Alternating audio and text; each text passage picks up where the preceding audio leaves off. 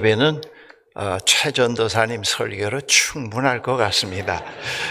그런데 또 제가 책임을 맡았기 때문에 아마 여러분들에게 말씀을 드리는데, 전도사님 말씀 너무 은혜스러운 말씀 감사합니다.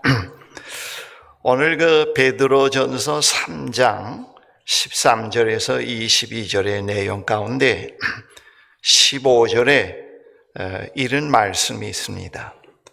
소망에 관한 이유를 묻는 자에게는 대답할 것을 항상 예비하되, 소망에 관한 이유를 묻는 자에게는 대답할 것을 항상 예비하되 온유와 두려움으로 하고 그랬습니다.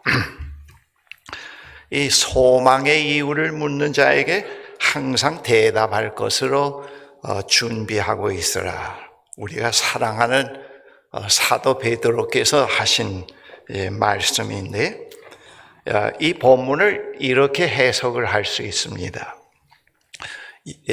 하나님을 믿는 사랑하는 여러분들, 주님을 따르는 사랑하는 제자 여러분들이 이방 세계에서 살아갈 때 그 이방 사람들과는 다른 라이프 스타일, 어떤 삶의 방식을 이제 여러분들이 살아가게 되는데, 그 이방 사람들이, 하나님을 모르는 사람들이 여러분들에게 당신들은 어떻게 그러한 삶을 살아갈 수 있게 되었습니까?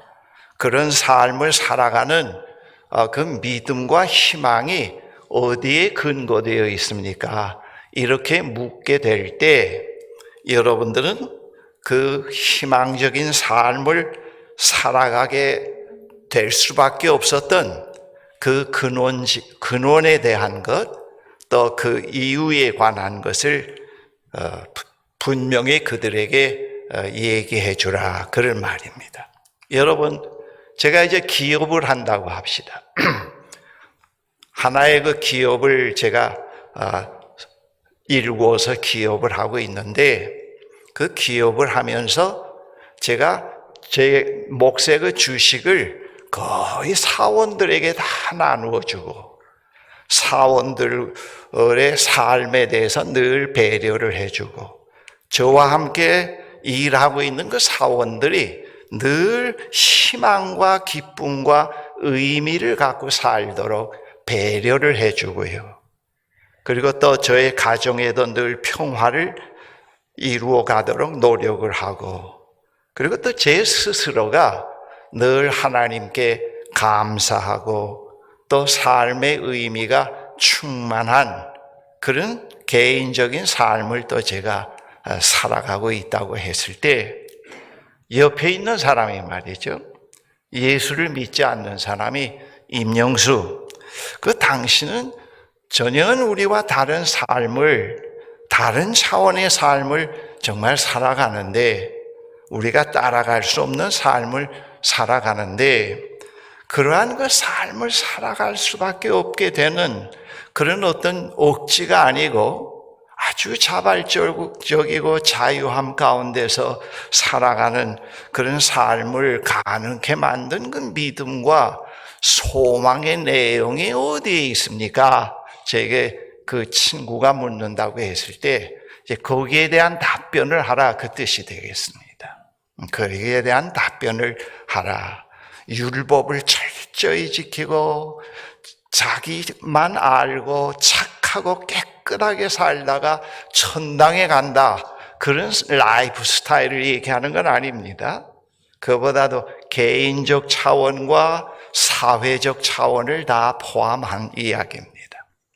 정치를 하는 사람이 말이죠, 제가 대통령으로 만약 당선이 됐다 합시다. 여러분, 거기에 대해서는 아멘을 안 하면 해야 되겠습니다. 근데 제가 대통령이 당선되면서 이 대한민국의 미래 국가 공동체를 제가 이런 국가 공동체로 만들겠습니다.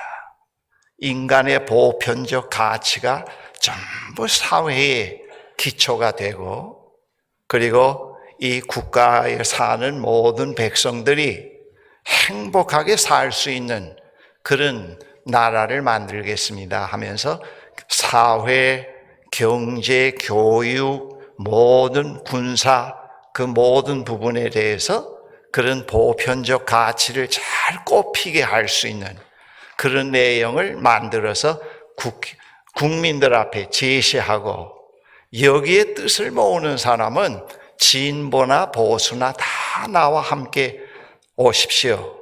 나는 누구라도 진보나 보수를 가리지 않고 함께 그와 함께 이 아름다운 국가 공동체를, 전 세계 사람들이 부러워하는 이런 국가 공동체를 만들어 가겠습니다. 이제는 정쟁을 끝냅시다. 이념으로 서로 죽이고 살리는 일을 끝냅시다. 주님이 오셨고 주님이 오고 계십니다 하고 이제 그렇게 해서 그런 일을 시작했다고 합시다. 그렇게 될 때 다른 사람들이 당신은 어떻게 그런 삶의 방식을 구현해가고 제시할 수 있습니까? 물을 때 제가 거기에 대한 믿음과 희망의 내용이 어디에 근거했고 어디에서부터 시작되었다는 것을 얘기할 수 있다고 하는 내용이 됩니다. 이 본문이 바로 그런 내용입니다. 너희들이 하나님의 백성으로 저 천상의 세계에서 사는 사람들이 아니고 이 현실, 죄악과 어떤 죽음과 전쟁과 공포와 거짓과 불이 항상 죽이고 살리는 분쟁이 많은 세상 속에서 너희들이 하나님의 백성으로 살아갈 터인데, 그 하나님의 백성들로서 이런 라이프 스타일을 살아가야 된다. 그럴 때 다른 사람들이 너희들에게 물을 때 교만하지 말고 온유한 마음으로 그 이유를, 믿음과 소망의 이유를 갖다가 그들에게 분명히 얘기해 주라. 사도 베드로가 그런 말씀을 합니다.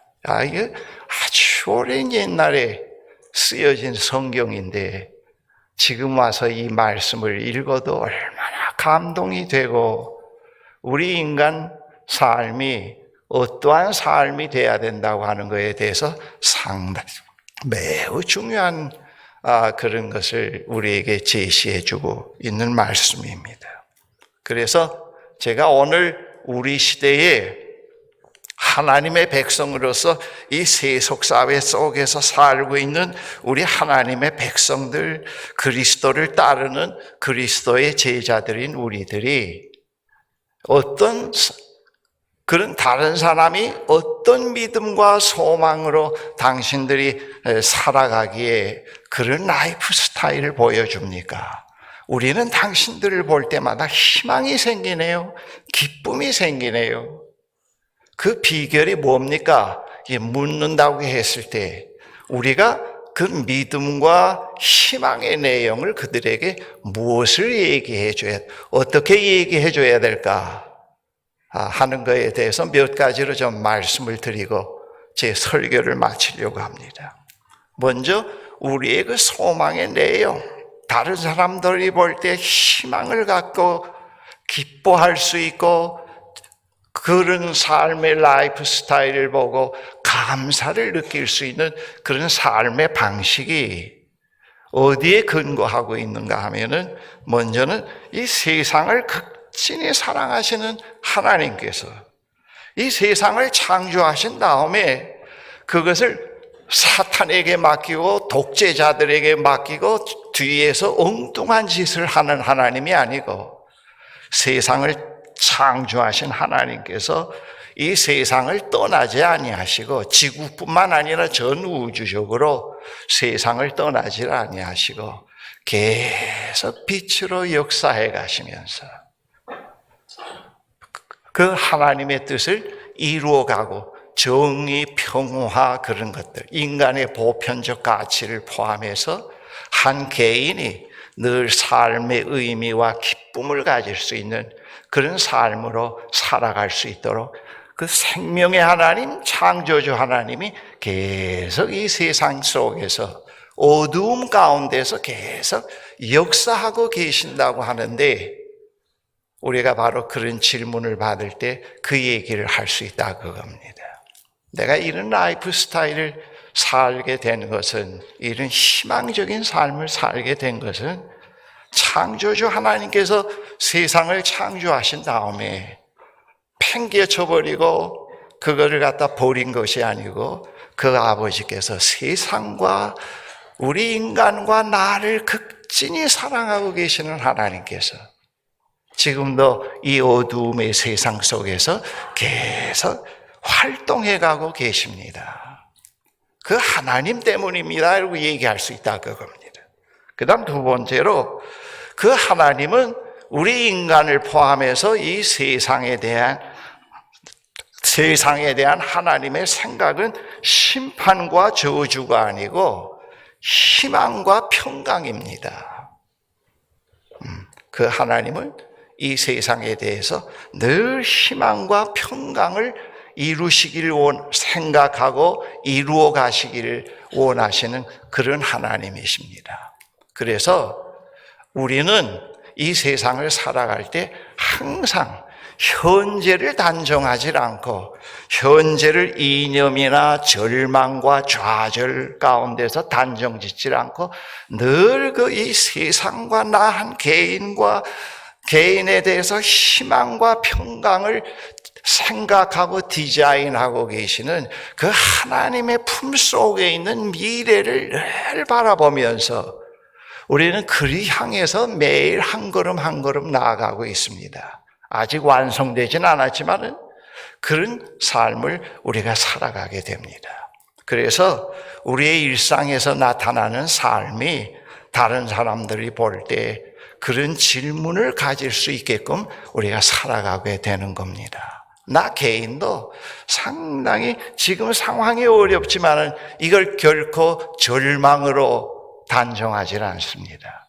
다가오는 시간을 상당한 그런 하나님의 경륜과 뜻 가운데서 그 미래를 생각하고 있고 그 미래를 바라보고 있기 때문에 절망이 나를 삼키지 않게 되고 유혹이 나를 삼키지 않게 되고 욕심의 노예가 되지 않고 살게 되고, 그리고 그것을 넘어선 새로운 삶으로 자꾸 나아가게 됩니다. 그렇게 답변할 수 있습니다.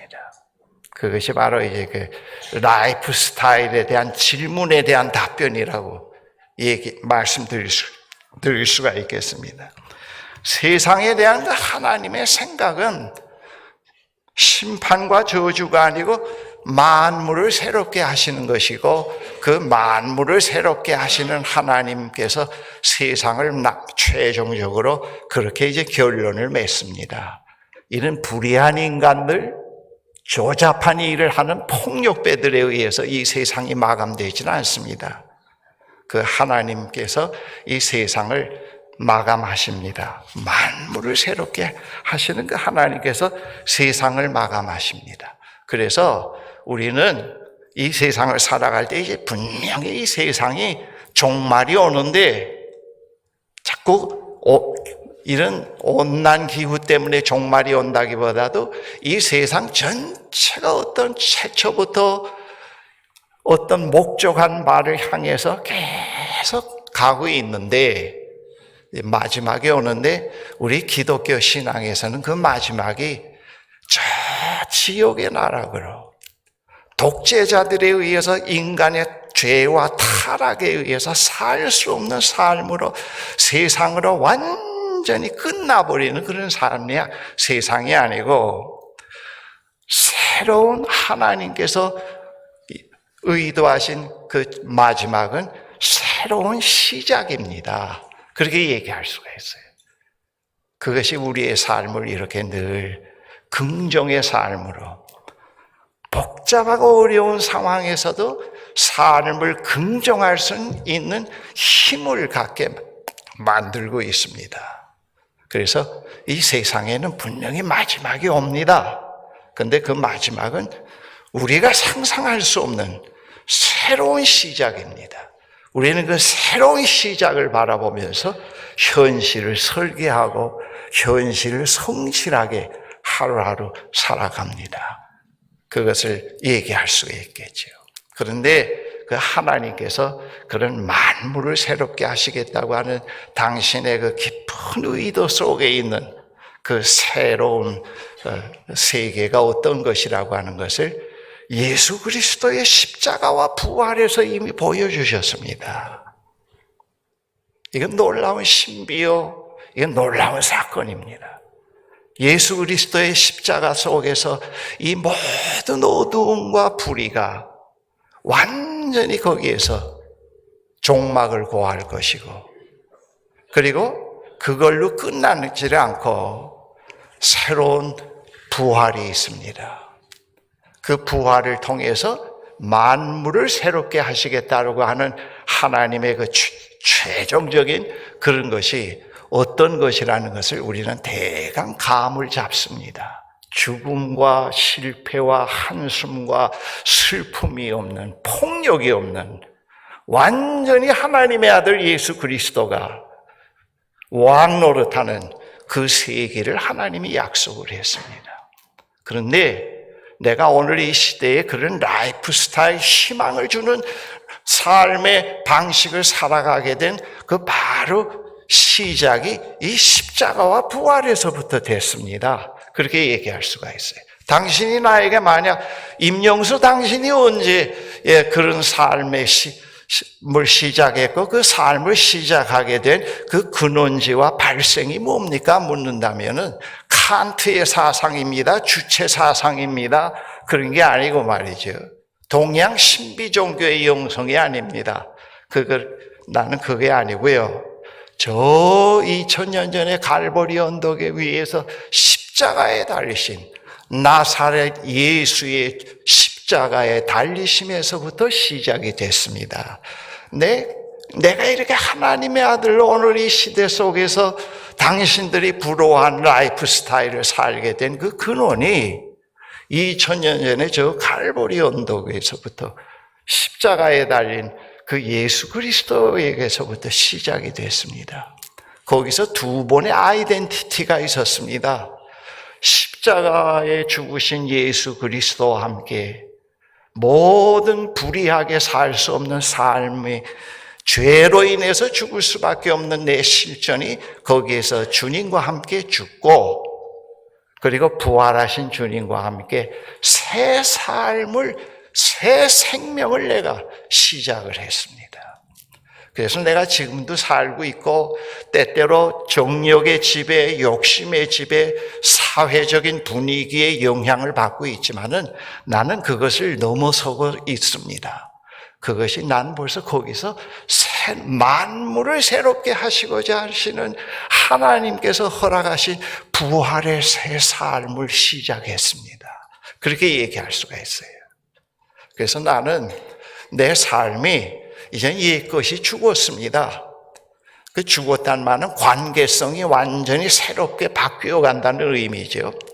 바뀌어 가고 그 삶을 그 부활의 영이신 성령께서 계속 그 삶으로 나를 이끌어 가고 있습니다. 나도 기업을 할 때는 주식 90%를 전부 내가 소유하고 우리 아들, 딸 출세하고 내 배를 불리고, 그리고 그것으로서 내가 내 욕심에 의해서 무엇을 재산을 불리라고 하는 생각이 왜 없었겠습니까?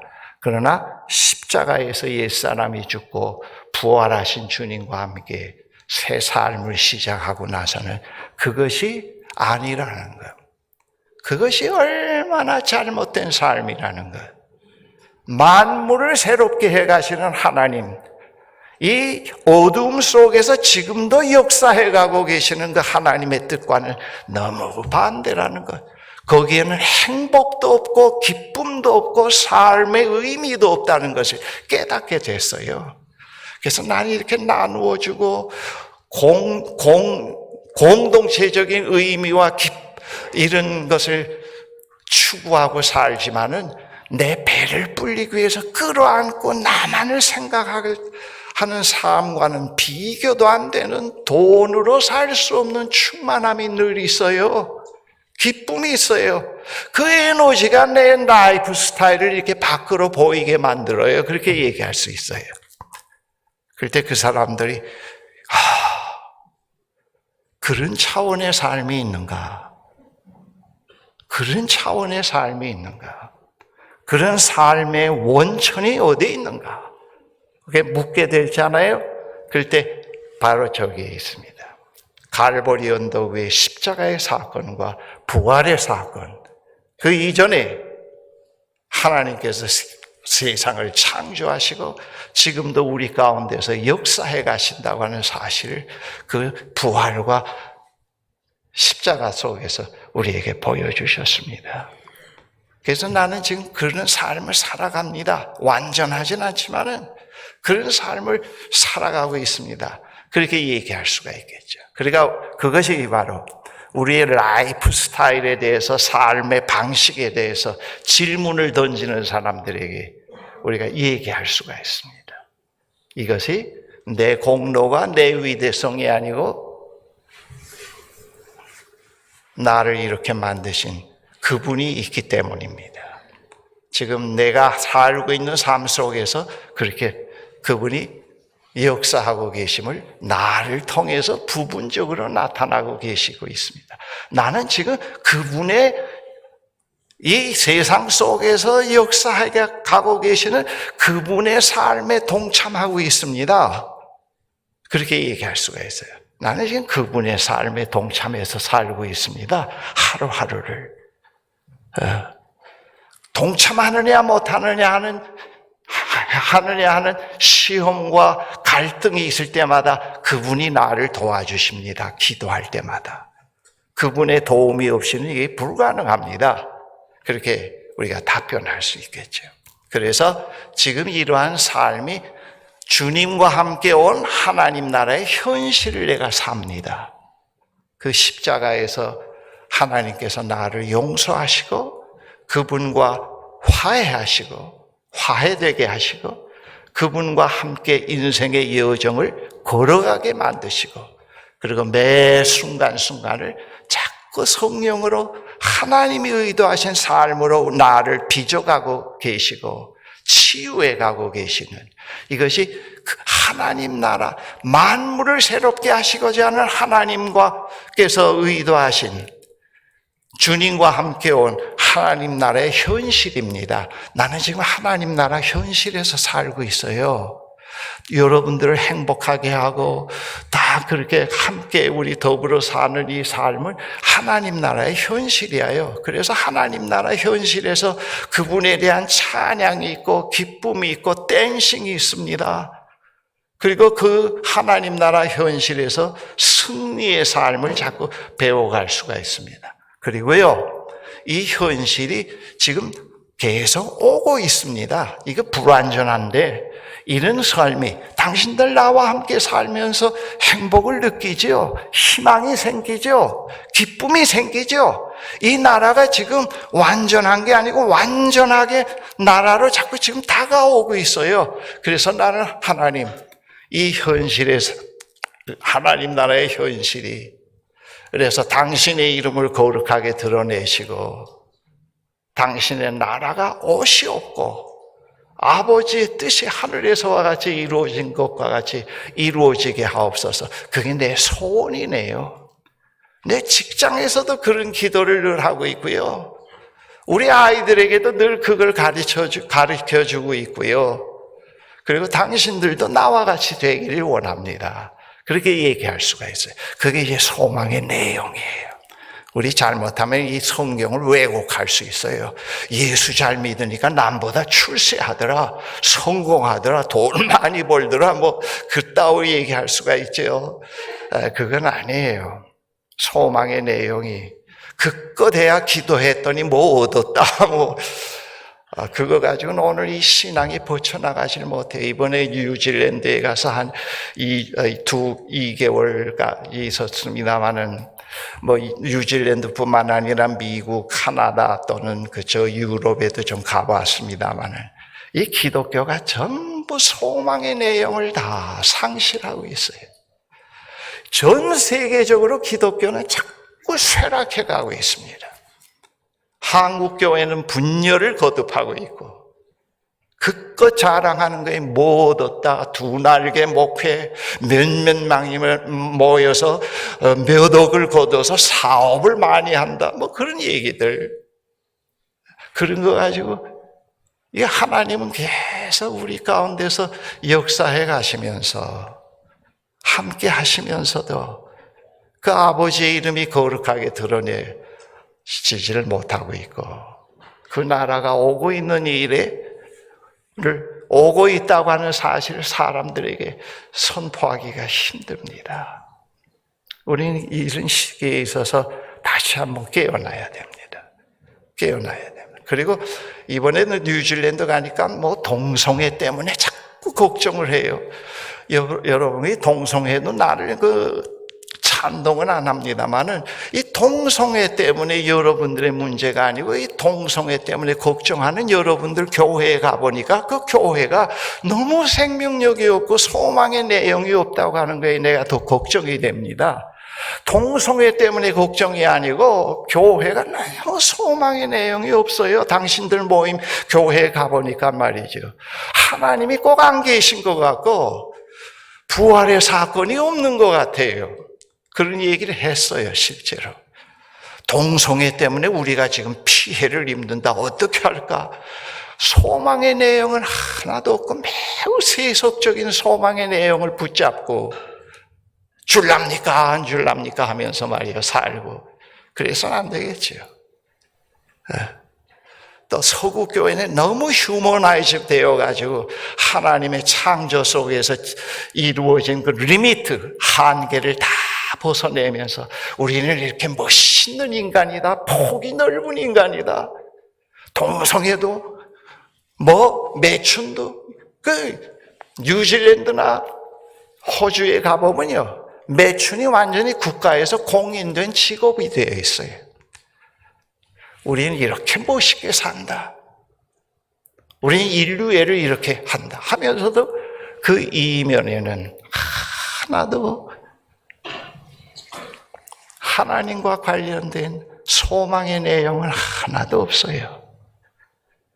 그래서 노후가 걱정이 없다는 거예요. 65세만 되면은 벌써 누구에게나 1000불 이상씩 매일 나온다는 거, 그게 굉장히 기다려지는 거예요. 그러면서도 먹을 거, 입을 거 걱정이 없고 노후가 걱정이 없는데도 깊은 허무가 있고 무의미가 있고 시달리게 되고, 거기에서 희망을 보았어요. 아직도 내가 할 일, 우리가 할 일이 있구나 말이지. 이렇게 복지가 완성된다고 해서 하나님 나라가 선포될 그 자리를 잃어버리는 게 아니구나 말이지. 우리 모세거리 하야할 틈새가 보이는구나, 이런 희망이 생겨요. 네. 여러분, 예수 그리스도의 부활을 통해서 말이죠, 우리가 다시 이 부활의 삶의 의미를 되찾아야 돼요. 십자가 앞에서 늘 찔끔찔끔 눈물 흘리면서 복만 달라고 빌면 안 돼요.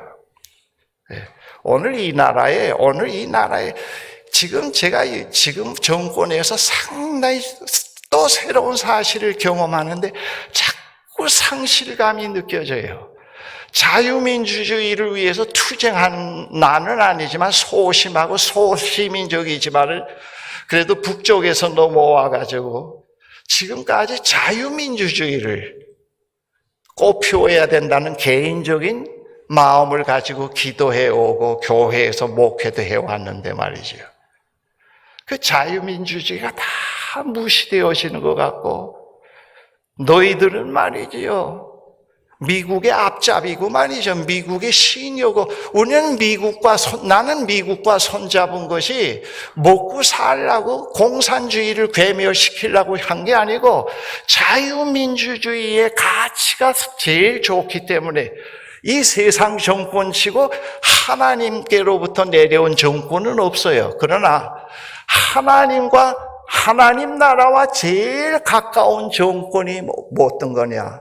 제일 가까운 제도가 뭐냐? 그거는 우리가 생각해 봐야 돼요. 그래서 기독교 정당, 기독교 기업은 있을 수가 없어요. 그래도 자유민주주의, 자유시장 경제의 자본주의가 얼마나 고집과 불의가 많아요. 그런데도 지금까지 우리가 개발하고 육성시켜 온 것이 자유경제시장과 자유민주주의가 그래도 하나님 나라와 유사성에서 1000m든지 10,000m든지 제일 가깝다고 저는 그렇게 생각을 해요. 근데 그게 깡그리 없어지는 것 같아서 상당히 상실감이 느껴지네요. 누가 나의 재산을 빼앗아 간 게 아니더라도 상실감이 느껴지고 있어요. 그러나 여기에 그들에게 기대를 걸지는 않습니다. 이걸 넘어서서 하나님은 지금도 우리 국가를 버리지 않으셨다. 이 가운데서 역사하고 계신다. 그리고 하나님 안에 있는 대한민국의 미래 국가 공동체는 아주 아름다운 거다. 난 그걸 보고 그렇게 해달라고 기도해요. 좌파를 없애해달라고 기도는 안 합니다. 그 기도를 하고 있어요. 그 소망, 그런 기도와 그런 소망을 가지고 오늘도 찬송할 수 있고 기뻐할 수 있고 먹으면 소화가 되거든. 그러면 그런 삶의 라이프 스타일이 그 근거가 어디에서 나왔느냐 묻게 되면은 그렇게 할 수가 있단 말이죠. 그렇게 얘기할 수 있다. 오늘 사도 베드로는 우리들에게 아주 중요한 말씀을 하고 있습니다. 이 세속사회에 살고 있는 너희들이요, 너희들의 소망의 내용이 뭐냐? 어떤 소망의 내용을 가지고 마음에 간직하고 너는 어떤 라이프 스타일로 살아가고 있느냐? 하나님은 이 세상을 포기하지 않았단다. 지금도 역사하고 계신단다. 너희들의 미래는 저 하나님 속에 있다. 그렇게 말씀하고 계세요. 이런 말씀이 사도 베드로를 통해서 오늘도 우리 귀에 들려진다는 게 얼마나 행복한지요. 이런 말씀이 있다는 것, 이런 진리가 있다는 것, 이게 진리예요. 이런 진리가 있다는 것, 이런 진리를 믿는 우리들이 이 자리에 모일 수 있었다고 하는 것. 여러분, 이 모인다고 하는 게 이거 우연이 아니잖아요. 하나님이 없고 판개치고 하나님이 우리를 사랑하지 않고 우리 미래가 김정은에게 있고 뭐에게 있고 그러다면 우리가 이런 모임이 어떻게 가능하겠습니까? 그렇죠. 그러나 우리가 오늘도 이 자리에 와서 이렇게 하나님을 찬양하고 기뻐한다는 것은 그런 소망의 이유 때문에 그렇습니다. 우리는 그런 소망의 이유를 자꾸 묵상해야 돼요. 내면화시켜가고 붙잡아야 돼요. 그리고 자꾸 우리는 오늘 이 시대에 우리 가운데 계시고 우리와 함께 하시는 우리에게 새로운 부활의 삶을 주시는 그분에게 신실해야 돼요. 일상에서 신실하게 응답하면서 살아가야 돼요. 오늘 부활주일은 지났습니다마는 우리는 이런 소망의 내용을 가지고 금년 앞으로 남은 여생을 우리가 살아가도록 해야 되겠습니다. 기도하십시다.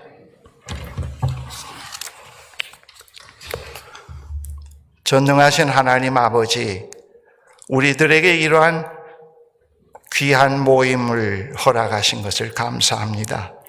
이것은 어떤 이념으로 모인 것도 아니고요.